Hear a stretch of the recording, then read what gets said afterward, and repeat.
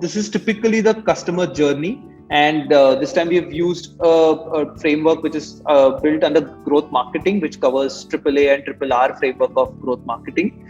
It covers what you should do, or what a customer journey typically looks like. And this is, again, you'll have variations by industry, but typically it goes as awareness, acquisition, activation, followed by the three R's of retention, referral, and revenue.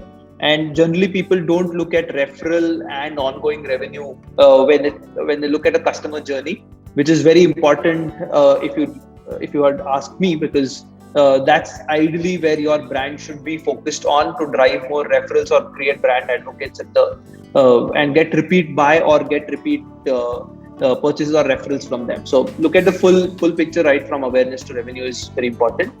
So awareness, how do you get people to use your product or to visit it, which means how do you create the right brand, how do you position it, what communication you're taking to customers, what medium are you using it. So when you say digital, are you covering where your customer truly is, including your social platforms, including your Facebook and advertising, or it could also mean that your customer is probably just going to be available over an SMS, and that's still a digital medium. So how do you create awareness, whether it's through database marketing, email marketing, or any other channel? That's one.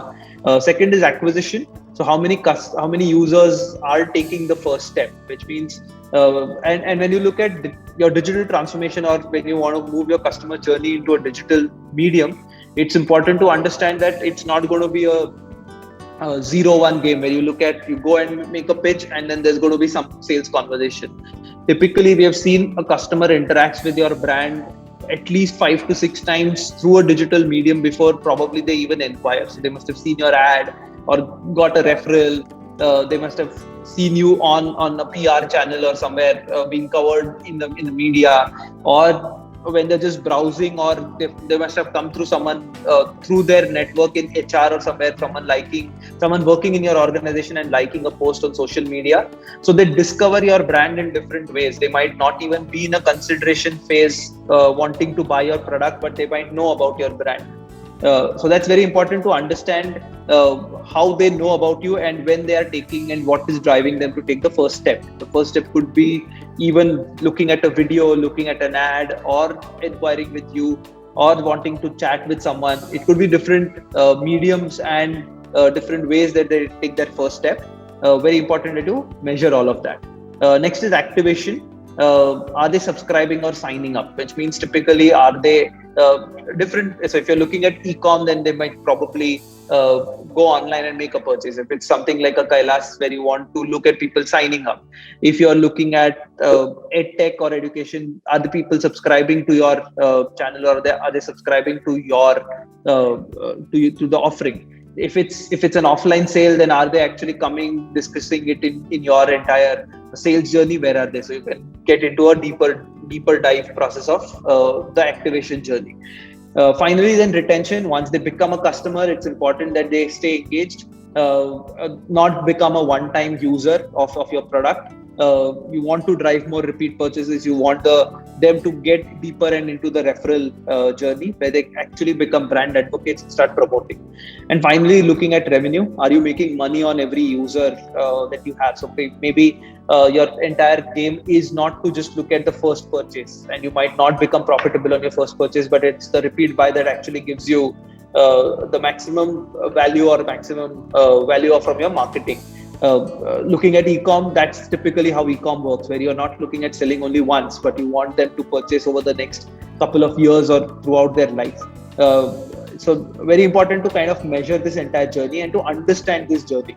So before you kind of jump onto the bandwagon of saying we want to transform digitally, if you can understand at a high level, this is the model. But if you can write down what actually is happening at each of these stages throughout your customer journey, that will give us a lot of input into what processes and what gaps are found at every level.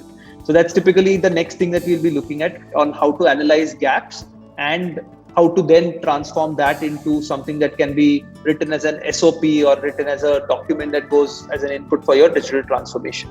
But once you understand this journey is when you can get started with your transformation planning and strategy.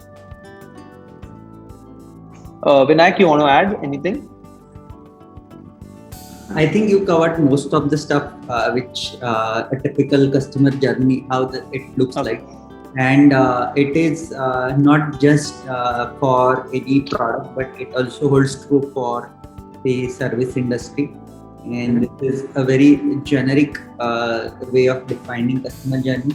And so at all levels, right? So there are simple tools that you can use which can connect the dots between like how the customer moves from awareness to acquisition to activation to retention to referral to revenue, which like eventually like any organization wants to generate revenue, right? And it should tie in back to like, okay, am I making money, right? From like all of the activities that I'm doing. So there are these are just like the steps, and at each steps there are different metrics which we covered probably in our last session with Riddhi and Advait, like what are those metrics.